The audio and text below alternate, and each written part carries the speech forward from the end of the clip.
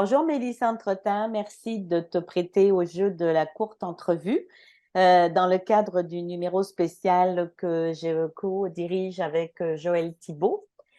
On va s'entretenir avec quelques petites questions autour de l'article que tu as écrit justement, co-écrit avec Joël et qui se nomme euh, Portrait des pratiques d'enseignants utilisant la littérature de jeunesse biplurilingue dans les écoles élémentaires de l'Ontario français. Alors, ce numéro spécial va être publié à la Revue canadienne des langues vivantes et c'est dans le cadre justement de ce numéro qu'on a décidé de faire des entretiens pour donner envie aux gens d'aller lire les différents articles qui se trouvent à l'intérieur de ce numéro. Alors, ma première petite question, est-ce que tu pourrais sommairement décrire les faits saillants de votre article? Oui, bien sûr. Donc, il y a plusieurs faits saillants, mais je vais en présenter quelques-uns.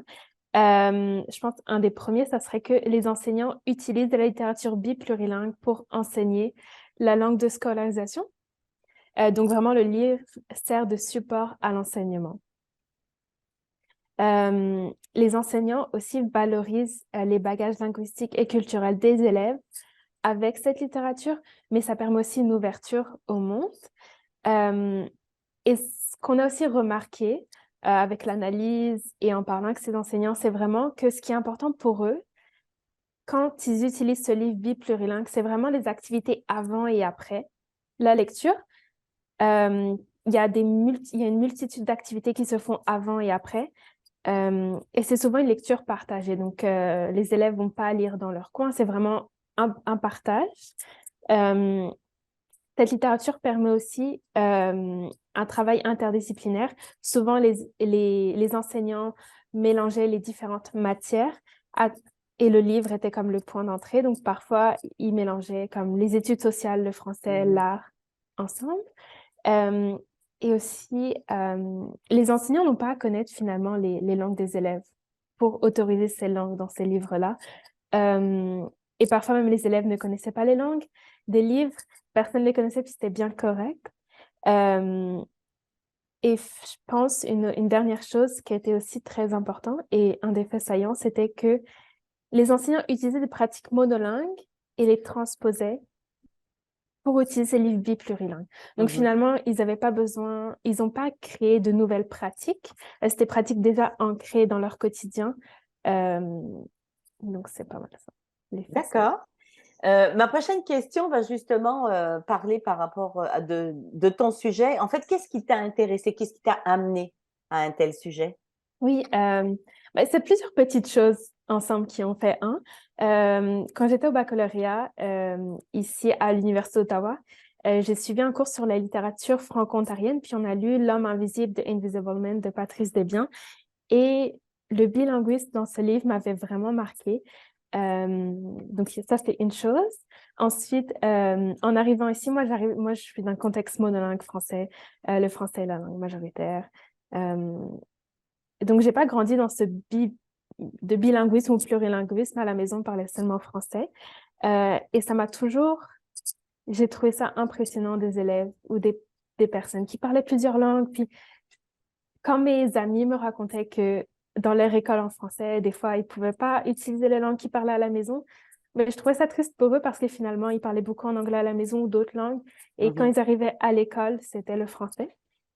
Euh, Et ensuite, j'ai rencontré Joël au début de mon parcours en maîtrise. Puis là, il m'a parlé de la littérature biplurilingue. On a commencé à parler de mes intérêts. Puis c'est là où on en est venu à ce sujet qui a permis de décrire vraiment les pratiques d'enseignants euh, qui utilisent la littérature biplurilingue en Ontario. Mhm. Par rapport à la démarche méthodologique que tu, comment dirais-je, que tu présentes dans ton article, dans votre article, pourrais-tu nous en toucher quelques mots? Oui, donc on a utilisé une étude, c'est une étude multicas.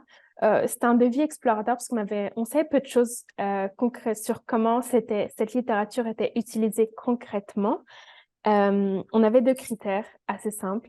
Euh, les enseignants devaient avoir enseigné ou avoir enseigné dans les 5 dernières années en français dans des écoles de langue française en Ontario et aussi de avoir utilisé ou avoir utilisé la littérature biplurilingue à un moment dans leur enseignement. Donc, on est passé, là, je ne veux pas passer à travers, mais tout le processus déontologique de l'université. Ensuite, on a posté des affiches promotionnelles sur les réseaux sociaux. C'était en 2 temps, la collecte de données. Donc, il y avait un questionnaire assez général sur les pratiques liées à ces livres biplurilingues. Et il y avait une entrevue semi-dirigée d'1 heure où là, vraiment, les enseignants étaient invités à parler de leurs pratiques en se concentrant sur l'avant, le pendant et l'après, à partir de 3 livres biplurilingues qu'ils utilisaient, qu'ils avaient choisis. Ensuite, après ça, on a tout traduit on a traduit les entrevues en verbatim. Le questionnaire était vraiment une porte d'entrée pour avoir des données sociodémographiques, mais on s'est vraiment concentré sur l'entrevue pour analyser puis présenter les résultats. Donc, on a tout traduit en verbatim. Puis là, on a utilisé NVivo. C'était une analyse inductive. On a commencé à lire, puis on a créé des codes. Et il y a vraiment 3 catégories qui sont ressorties. Puis par rapport à notre cadre conceptuel, c'était vraiment avant, pendant et après la lecture. Puis là, on a séparé avec les pratiques des enseignants. Et que on avait 3 enseignants. Cet article se concentre vraiment sur 3 enseignants du primaire. Mais la thèse en général, il y avait 5 enseignants, donc 2 au secondaire en plus. D'accord. Ma dernière question, par rapport justement à l'éducation en milieu minoritaire, en quoi ton texte contribue en fait à jeter un éclairage sur cette éducation? Je pense que notre recherche permet vraiment de décrire concrètement comment cette littérature biplurilingue peut être utilisée en vraiment se concentrant sur l'avant, le pendant et l'après. Vraiment, c'est de A à Z, du moment où l'enseignant amène le livre en classe jusqu'au moment où il y a une évaluation, une activité plurilingue, etc. Et que c'est possible d'utiliser finalement cette littérature biplurilingue dans des écoles de langue française en Ontario, puis ça ne contredit pas la mission traditionnelle de l'école de langue française en Ontario. Je pense que c'est une porte d'entrée pour connaître les pratiques des enseignants, puis je pense que dans le futur, ça serait de voir de faire peut-être des formations voir avec les enseignants pour utiliser cette littérature-là. D'accord. Mais merci beaucoup, Mélissande. Je pense que nous avons donné envie aux futurs lecteurs J'espère. d'aller lire votre article. Je te remercie d'avoir joué le jeu et puis je Merci à te toi. souhaite une belle journée. Merci à toi, merci à Joël aussi. Merci beaucoup. Bonne journée. Merci, Mélissande. Au revoir.